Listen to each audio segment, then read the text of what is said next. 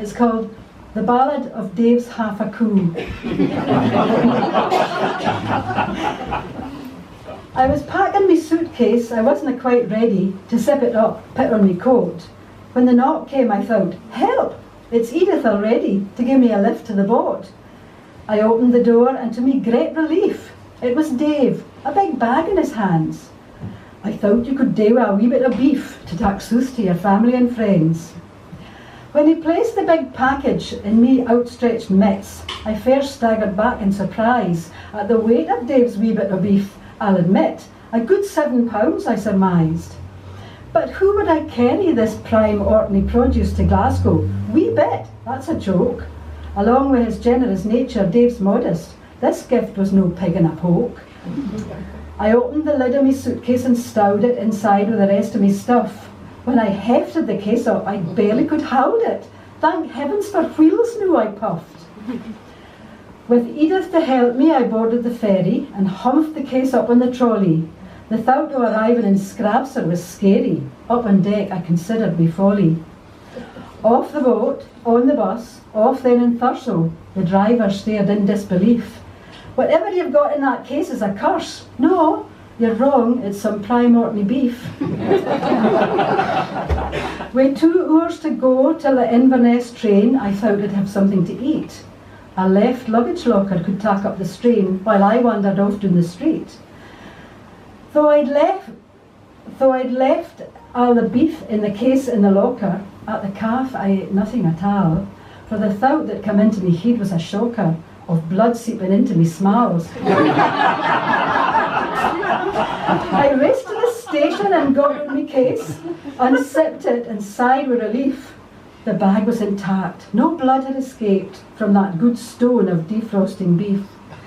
But to make sure of saving me socks and me simmets, I got the Orcadian out and wrapped up some stew in that week's giddy limit, some steak in the out and a boot. On the firm seemed the right size to wrap up the roast. Sits vacant enfolded the mince. The news of the moment, I tucked round the rest. I was safe now, I was quite convinced. So I sat in the station with Dave's half a coo in the paper, the bag and the case, to wait for the train for the next hour or two to deliver us to Inverness. At last I got on with the case with the coo and hauled her up onto the rack.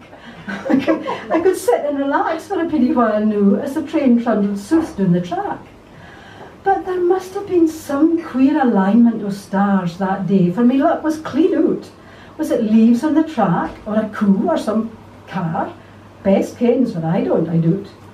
We got off the train then and onto a bus to transport us for Helmsdale to Tane. The case with the half coo accompanied us as we stared out at darkness and rain. In 10 we got off the bus back on the train with Dave's half a heifer in tow. Me muscles were bulging like desperate dams. There's some weight in a coo, don't you know? By the time Inverness came to view round the hill, not a train was there left in the station. That night we would have to stay in a hotel. Next day we would reach our destination. But what could I do with me great half a coo, defrosting fast minute by minute? I asked if they had a fridge that would do. I could put me meat packages in it. The girl at the desk said yes, she was nice. But the manager came and said no. So the barman filled up a black bin bag with ice. I dragged carcass and bag through the door. My room was pure luxury. Carpets and tartan in the bathroom, cool tiles, a huge tub.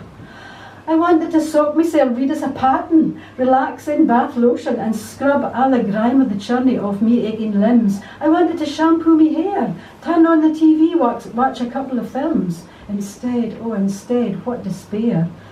For Dave's half a coo had first dibs on the bath. Once I tipped in the bag full of ice. Very funny, it's all right for you lot to laugh. For me it was no quite so nice. All night in my bed I could hear the ice melt. It tinkled and winked in the light.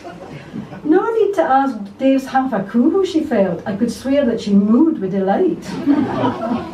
Next morning I packed up the whole coo again in the paper, the bags and the case. By 9 I was ready to catch the Sooth train, a few hours till I reached my home base. The wifey who sat in the seat next to mine, one Karen Delaney by name, blathered and blarneyed and gabbed in the line. I wondered, could she be the same Delaney referred to in that Irish song? Well, I sang it. Val Dunican, that's who. About the Delaney who had a donkey, whereas me, I had Dave's half a coon. The relief when the train got to Glasgow was vast. Liam said, "Good to see you back, pet. Never mind the endearments, there's no time to waste. Quick, take me straight to the vet."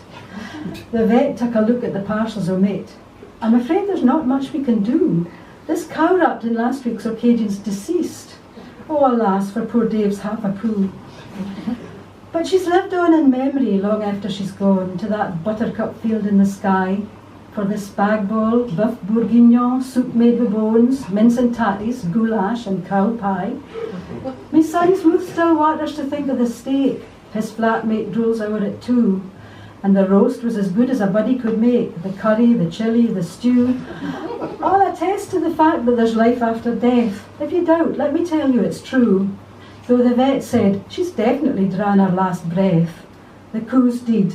Long live Dave's half a coo."